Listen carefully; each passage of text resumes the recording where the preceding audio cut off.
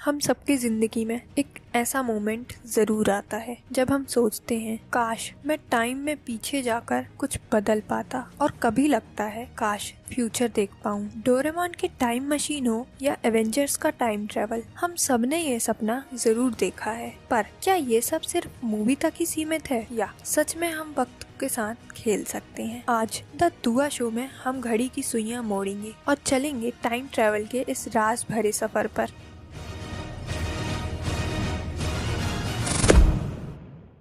तो हमारा पहला सवाल है कि आखिर टाइम ट्रेवल है क्या भला? तो सबसे पहले हम ये समझते हैं कि साइंस इस बारे में क्या कहती है। देखिए, एल्बर्ट आइंस्टाइन ने बताया है कि टाइम कोई फिक्स चीज नहीं है जो टिक टिक करके सीधा चलता रहे। ये एक नदी की तरह है जो कभी तेज बहती है और कभी धीरे। साइंस के हिसाब से टाइम ट्रेवल दो तरह से हो सकता है। फ्यूचर में जाना ये एक्चुअली पॉसिबल है। आइंस्टाइन की थ्योरी कहती है अगर आप लाइट की स्पीड से ट्रेवल करें या किसी भारी भरकम ब्लैक होल के पास खड़े हो जाए तो आपके लिए वक्त धीरे चलेगा और बाकी दुनिया के लिए तेज।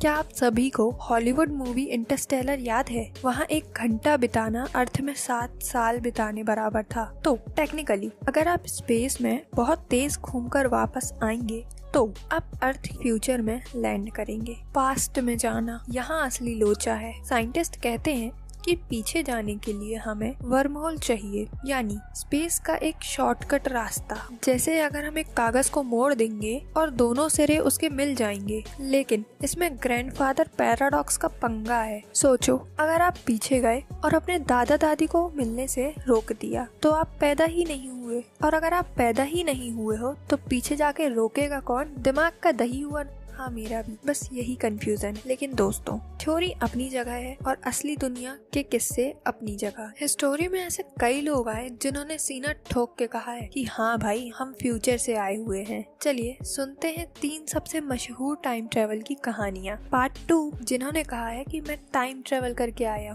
अब ये किस्से सच है या झूठ, ये तो ऊपर वाला ही जाने, लेकिन इन्होंने दुनिया को सोचने पर मजबूर जरूर कर दिया है। जो पहले शख्स थे जिन्होंने ये दावा किया था कि वो फ्यूचर से आए हैं, उनका नाम था जॉन टीटो। इंटरनेट का सबसे बड़ा रहस्य। बात है साल 2000 और 2001 की। तब इंटरनेट नया नया आया था। तभी फोरम्स पर एक आदमी आया जिसने अपना नाम बताया, जॉन टीटो। इसने कहा मैं ईयर 2036 से आया हूँ। जी हाँ, फ्यूचर से। उसने कहा कि वो एक अमेरिकन सोल्जर है और 1975 में एक IBM का कंप्यूटर लेने गया था, क्योंकि उसके टाइम 2036 में पुराने कंप्यूटर के बग्स ठीक करने के लिए उसकी जरूरत थी। लोगों ने कहा सबूत दिखाओ, तो बंदे ने अपनी टाइम मशीन की डिटेल ड्राइंग और फोटो और मैनुअल्स इंटरनेट पर अपलोड कर दिए। उसने कहा मशीन एक 1967 की शेवी कार में फिट है। उसने कई भविष्यवाणियां भी की, कुछ गलत निकली लेकिन कुछ कई हद तक सही। 2001 में वो अचानक से गायब हो गया, जैसे कभी था ही नहीं। आज तक किसी को नहीं पता जॉन टायर कौन था। सच में टाइम ट्रेवलर या कोई इंटरनेट ट्रोल जिसके पास बहुत फ्री टाइम था? चार्ली चैपलिन की फिल्म में मोबाइल, ये किस्सा बड़ा दिलचस्प है। चार्ली चैपलिन की एक मूवी थी द सर्कस, जो 1928 में आई थी, आज से लगभग 100 साल पहले।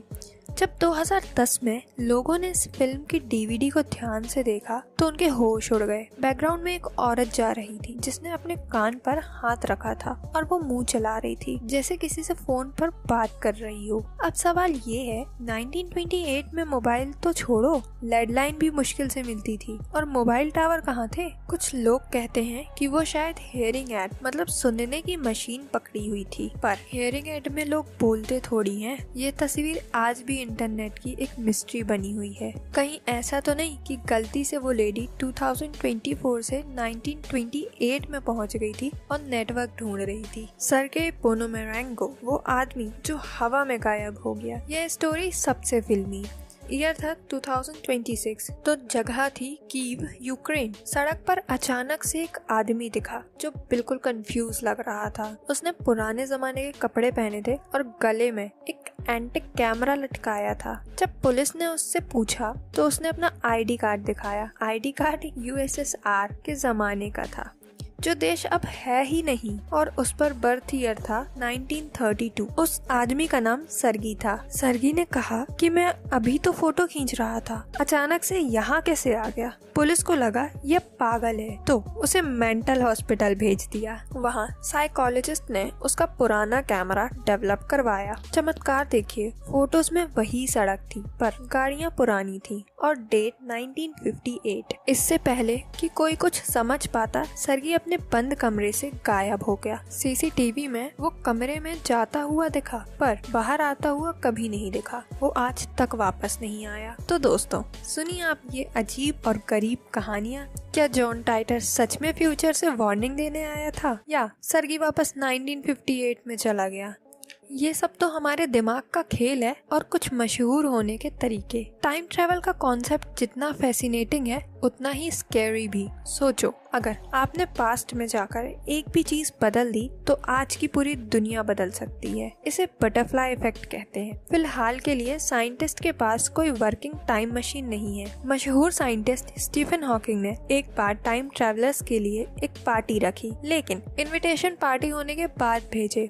उसका लॉजिक था कि अगर कोई फ्यूचर से आया होगा तो उसे पता चल जाएगा और वो आएगा पार्टी में। पर अफसोस, पार्टी में कोई नहीं आया। शायद ट्रैफिक में फंस गए होंगे। खैर, हमारे पास भले ही टाइम मशीन ना हो, लेकिन हमारे पास यादें हैं जो हमें पास्ट में ले जाती हैं, और सपने जो हमें फ्यूचर दिखाते हैं। जाते जाते एक सवाल आपके लिए छोड़कर जा रही हूँ। अगर आपको टाइम मशीन मिल जाए तो आप कहाँ जाना पसंद करोगे? पास्ट में किसी से मिलने या फ्यूचर में अपनी किस्मत देखने? नीचे कमेंट में टाइप करके बताओ, मैं पढ़ूंगी जरूर।